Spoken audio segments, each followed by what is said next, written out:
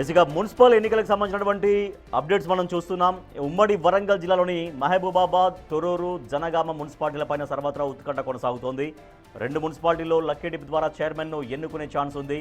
తొర్రూరు మున్సిపాలిటీలో Warangal MP Kadiyam Kavya ex officio vote చెల్లదని BRS వాదిస్తోంది.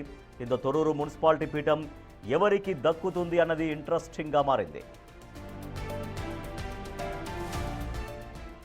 మా ప్రతినిధి వేణు మరింత సమాచారం. సార్ వేణు, ఉమ్మడి వరంగల్ జిల్లాలో మున్సిపాలిటీల ఎన్నికకు సంబంధించి ఎటువంటి అప్డేట్స్ తెలుస్తున్నాయి? సమయానికి ఎట్లా పరిణామాలు మారబోతున్నాయి?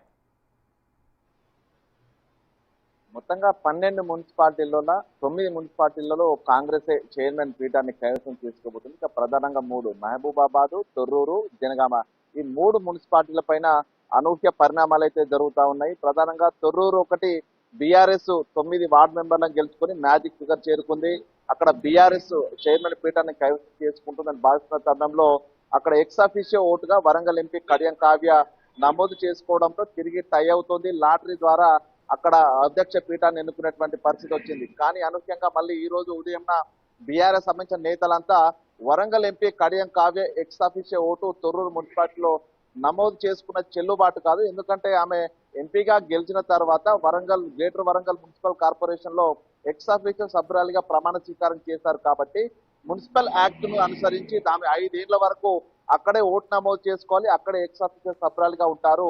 మరో చోట 2 చోట్ల ఎక్స్ అఫీషియో సభ్యురాలిగా అర్హురాలు కాదంటూ కూడా ప్రస్తుతం ఎన్నికల అధికారులకు పిటిషన్ ఇవ్వడంతో ప్రస్తుతం తొర్రూరు మున్సిపాలిటీలో ఏం జరగబోతున్న ఉత్కంఠ మరింత హై వోల్టేజ్ అయితే వచ్చిన సిచ్యువేషన్. ఇక జనగామ చూసుకుంటే ఇప్పటికే చెరో సగం 15 మెంబర్లతోని ప్రస్తుతం అక్కడ బలం ఉంది. అయితే ఇంకొక మ్యాజిక్ ఫిగర్ కు ఒక సభ్యుడు కావాలి. అక్కడ భారీ స్థాయిలో 2 కోట్లకు పైగా ఆఫర్ చేస్తూ స్వతంత్ర అభ్యర్థులను గుంజుకునేందుకు అటు కాంగ్రెస్ బీఆర్ఎస్ కూడా ప్రయత్నాలు చేస్తా ఉన్నాయి. ఇక క్యాంపుల నుంచి రాజమండ్రి క్యాంపు నుంచి ఒక పార్టీ వర్గము, అదేవిధంగా హైదరాబాద్ శివారు నుంచి మరో పార్టీ వర్గం ప్రస్తుతం అయితే భువనగిరి శివార్లకు చేరుకున్నాయి.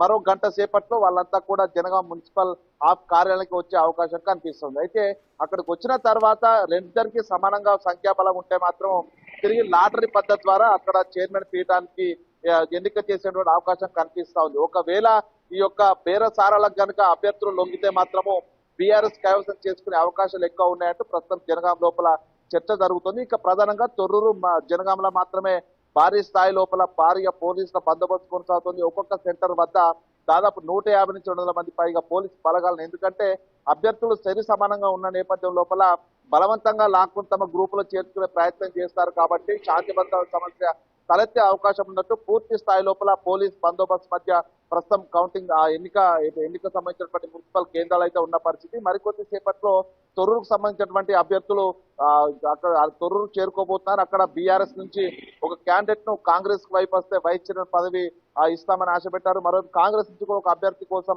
వైస్ చైర్మన్ పదవి ఇస్తామంటూ కూడా ప్రస్తుతం ఇద్దరి మధ్య టఫ్ ఫైట్ కొనసాగుతుంది. నువ్వా నేనే అంటున్నటువంటి ఈ యొక్క చైర్మన్ పీఠం పై ఉన్నటువంటి ఆధిపత్యం మరికొద్ది సేపట్లో ఎవరి వైపు ఉండబోతుందో తేలుతుంది. ఇక రెండిట్లో కనుక అభ్యర్థులు కనుక పార్టీలు మారే పరిస్థితి లేకపోతే లాటరీ ద్వారానే తొర్రూరు జనగామకు సంబంధించినటువంటి చైర్మన్ పీఠాలు ఎన్నుకునే అవకాశం కనిపిస్తా ఉంది. అయితే వీళ్ళు కోరం ఉన్నట్టు దాదాపు 0.5% సభ్యులు కోరం హాజరు కావాలి. ఒకవేళ కాకపోతే మళ్ళీ పోస్ట్పోన్ అయ్యే అవకాశం ఉంది. సో నిజంగా పోస్ట్పోన్ చేసుకున్న తర్వాత అభ్యర్థులకు సంబంధించినటువంటి చేర్పులు మార్పులు ఉంటాయా, లేకుంటే ఈ రోజున లాటరీ పద్ధతిలోనే ఎంపిక జరుగుతుంది కూడా మరికొద్ది సేపట్లో చేరే అవకాశం అయితే ఉంది. Rajesh, right, thank you Venu.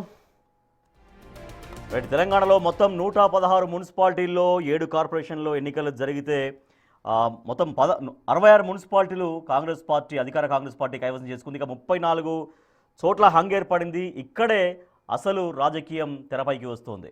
So ఇప్పటికీ ఉత్కంఠ కనిపిస్తోంది.